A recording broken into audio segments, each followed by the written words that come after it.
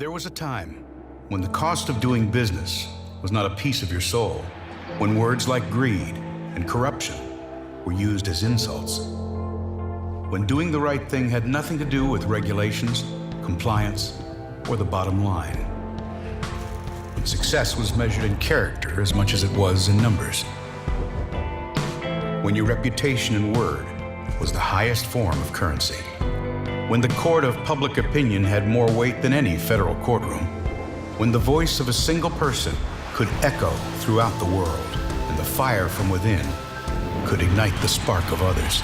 There is a time to take a stand, to harness innovation as a tool for goodwill, to drive ethics back into the center of business for a better world. The time is now. Ladies and gentlemen, please welcome Patrick Quinlan.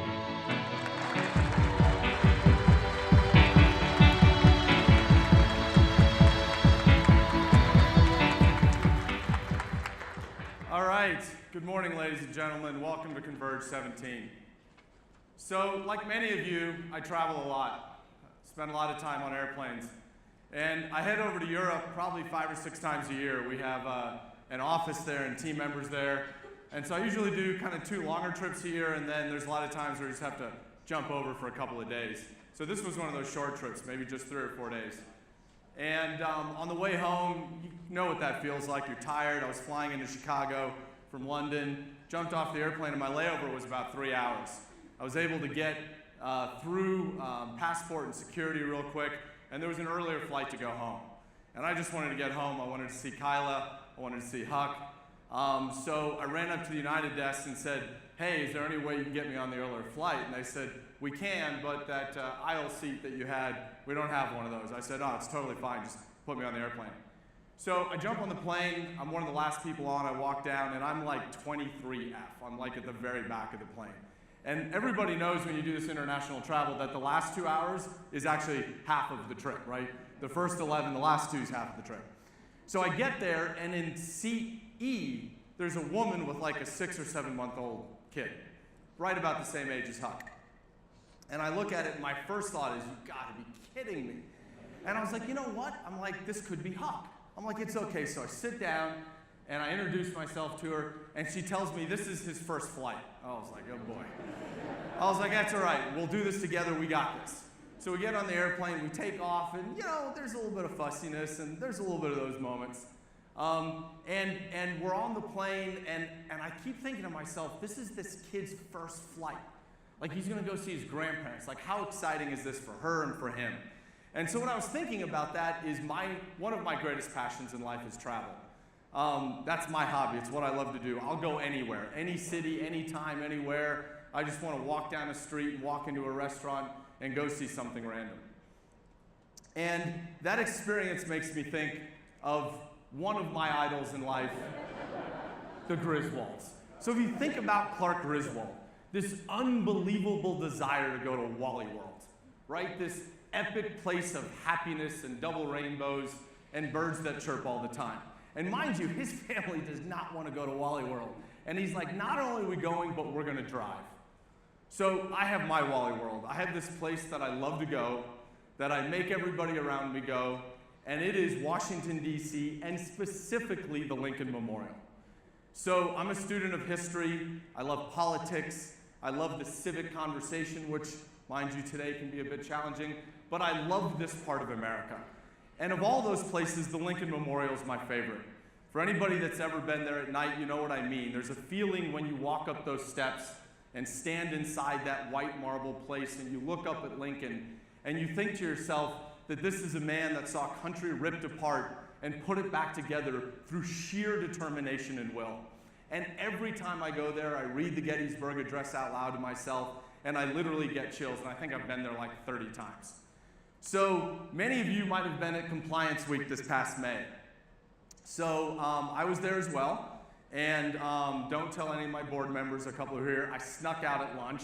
I didn't stay for that session because what I wanted to do was go meet my wife at the Lincoln Memorial and go to this place that is unbelievably special to me. So as much as I love the Lincoln Memorial, the thing that I love the most is up on a step, there's a spot where Martin Luther King gave the I Have a Dream speech. Now everybody that works at Conversant knows that this is one of those things that is the core to my soul. Every April I listen to it, every August I listen to it, I make them listen to it, I just love it because it was this moment in American history where we were genuinely and truly inspired. So I'm at the Compliance Week conference, I meet my wife at the Washington Memorial, we have our son Huck, and I'm excited because this is Wally World. I get to take Huck to the Lincoln Memorial, to the spot where MLK did his speech. So we start walking along the promenade, we're walking along the reflection pool. I'm certain he's as excited as I am, pushing him in the little stroller. We get there, we climb up the steps, and we take this picture, which of the 8,332,000 pictures we have of Huck, this is my favorite. I love this picture because I sit there and look at him and I think about what our country has done over the last 50 years, what these conversations have been about. Where is his life going to be in 50 years? And this was a really, really special moment. And as I was thinking about this moment, I was thinking before we had Huck, because he's the first child that Kyle and I have had, and you know that life-changing moment when you have your first. And so before he was born, Kyle and I sat down and said, you know what, there's going to be hard weeks and hard days and hard months. We need something to guide us. So we actually wrote a set of values. We wrote down a number of words that would guide us in this process. So these are the values that we chose: graciousness, curious, courage, experiences, and love. Do we think about those every day? We don't. But there are those moments where you're up in the middle of those nights where you realize that it's not actually his courage, but your courage to keep doing this. And I thought about those values when we were sitting there in front of the Lincoln Memorial. So this is very similar to the journey that we went on as a company. Starting a family and starting a business, there's lots of similarities between those two things. And so when we started the company for a very specific reason: to drive ethics to the center of business for a better world. Now that's a big mission. It's a lofty mission. Did we know those words when we started this company 5 years ago? No, we didn't know those words. We had to grow into them. We had to step into them. We had to make the mistakes that allowed us the courage to get to those words. So when we started the company, it was about 4 or 5 months in, and much like that moment when we knew that we were having a son, I realized that we needed values to drive us as well. So these are the values that we created for our company. Open and honest, making sure that bad news always travels faster than good news. Positive. Listen, starting a company is tough. There's lots of days where the first thing you do when you wake up is just pound your head into the wall, and then you realize if you just would have opened the door, you wouldn't have had to do that, yet you did it anyway. Focused. There's so many different opportunities. There's so many things that we can chase. Making sure that we stay true to our mission of driving ethics into the center of business. Uncomfortable. This is actually one of the ones that's most important to me. Uncomfortable is that moment where it's raining outside, the wind's coming sideways, a lovely day in London, but miserable everywhere else. Knowing on that day you will not quit. Knowing that you have to have those days to do something great. This is the value that truly, in my soul, drives the company and I every day to do what we do. Curious. To do something great, you have to learn. There's no way that you ever have all the answers when you start. And this is something that we do every single day at Conversant, and it's one of the things that I'm most proud of. It's not what we know, but it's figuring out what we don't know. And lastly, design. Making sure that everything we do is intentional and purposeful. So when we started these values and we began the company, what we realized about 18 to 24 months in, that there was something happening really big outside of Conversant. That you get so myopically focused on this thing in front of you. And what that big thing is building a global software company. So I want to take a couple of seconds to share with you what we've accomplished and also very specifically where we failed. So today we have 600 global customers. There's 107 of you in this room today. I'm so grateful that you came to experience these couple days as a group. Thank you very much for coming. So inside the Conversant platform, we have 1.5 million users inside the system. Those are your team members, your employees. We've had 200,000 interactions, disclosures, helpline reports, an extraordinary amount of data that we're going to be able to actualize and deliver back to you. This is built by a group of people, an extraordinary group of people. We have 130 team members. We have team members in Amsterdam and London, Boise, Idaho, Chicago, Scottsdale, and about 120 here in Denver.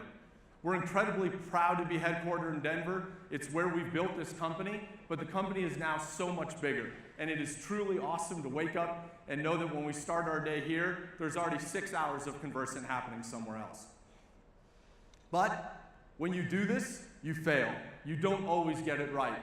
And so I want to have that open and honest conversation and let you know we understand that the product doesn't always work as fast as you want it to. That you remember there was a feature that Philip and I drew up on the whiteboard that said this is how you're going to be able to use it, and it'll be here in Q3, and it doesn't quite get here in Q3. Every time we fail at that, we feel it so deeply in our souls.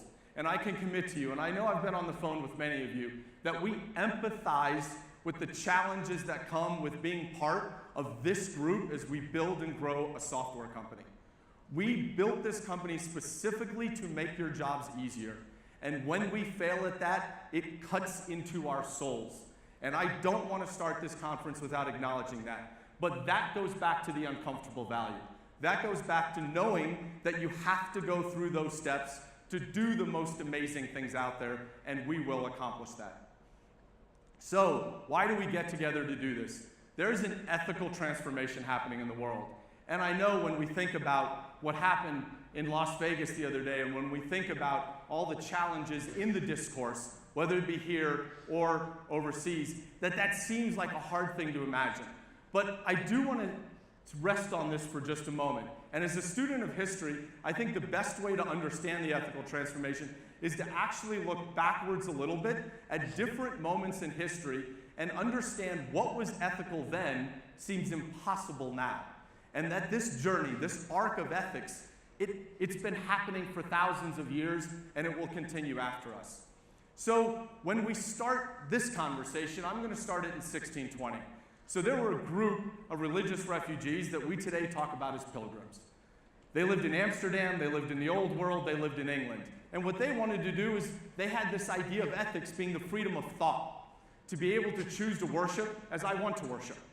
Yet in England, if you did not go to the specific church of the government, you were actually fined 1 shilling for each Sunday and each holiday that you missed. So they chose more and different. So they got on a boat, went across the ocean, came to the Americas, and they started their own thought process, their own code of ethics. Over the next 150 years, these people turned into 13 colonies. It turned into many different ideas of how a government should be built and how a society should be created. And there was that seminal moment in the 1780s where the Constitution and the Bill of Rights was written. So if you think about that document, it's considered one of the great ethics documents in history. It guaranteed freedoms. It explicitly called them out. But here's the amazing thing. It didn't do it for everybody. As a matter of fact, it only did it for 8% of the population of the United States, which was 4 million people in 1790. Only 8% got to share those freedoms. Women had none of those rights. Slaves had none of those rights. And as a matter of fact, non-land-owning males also had none of those rights. Only 8% of the people were protected by what we think of this great and amazing document, that arc of ethics, that thing that seems impossible for us to think about now. So what's really amazing is that there's a woman on the Today Show yesterday or the day before who turned 100. You get to get on, you get to meet Al Roker. When she was born, her mother could not vote. It was still against the law in the United States. The suffrage movement was not successful in giving women the right to vote until 1920, 97 years ago. It was considered ethical to allow only 50% of the United white population to vote. That is the journey of ethics. That is the art. So what happened over the next 45, the next 50 years? This is what happened. This was ethics. This was totally legitimate. As a matter of fact, it was accepted. This was okay. To separate a society in middle, in half, and say, this is how we choose to live. This was the 1950s. This was not that long ago. But we decided that it's not okay, and we were challenged by great people, coming back to that moment that I so deeply love. That moment where Martin Luther King, in August of 1963, climbed up on the steps of the Lincoln Memorial and said, no more. He demanded that little black boys and little black girls be allowed to play with little white boys and little white girls. He demanded more of America. He implored us to achieve a dream that is real. So where are we now? Where were we 8 weeks ago? This is where we were. Charlottesville. The conversation never ends. It only continues. So what I know when I look at this ethical transformation today, I think about this journey. I think about the steps that our society has taken in a big picture. But how does that come back to us? How does that come back to this room? You're the ethics leaders of your companies. Over the last 10 years, this has been the journey. It was compliance. It was the courts. It was the judges. It was pulling a CEO.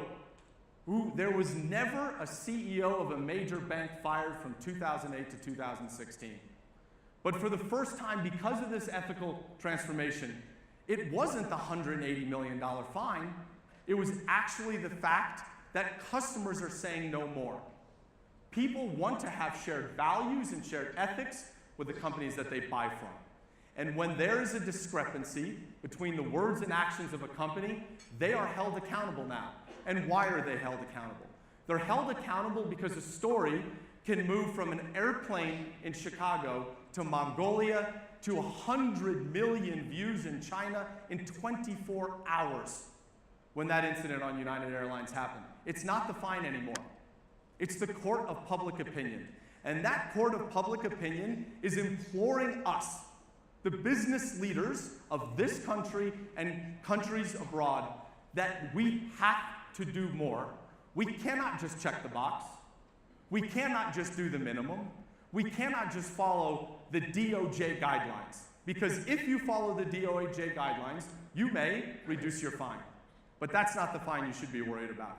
It's this conversation. So this is what we're going to talk about over the next couple of days. But here's where the conversation starts. The conversation starts with you, with all the people inside this room. You are the chosen leaders of your company. You are the people charged with protecting the reputation of that organization and making sure that, again, the words and actions of your organization match. If you think you can do that by looking backwards at what's been done in the last 10 years, I think you're wrong. But that's why you're here, because you don't want to look backwards, you want to look forwards. So thank you very, very much for investing 4 days to spend time with your peers in this room. I think it's going to be an extraordinary couple of days. I think we're going to learn from each other, I think we're going to share from each other, and I think we're going to leave here with a different viewpoint than we walked in the door. So thank you very much, and it's going to be a great couple of days.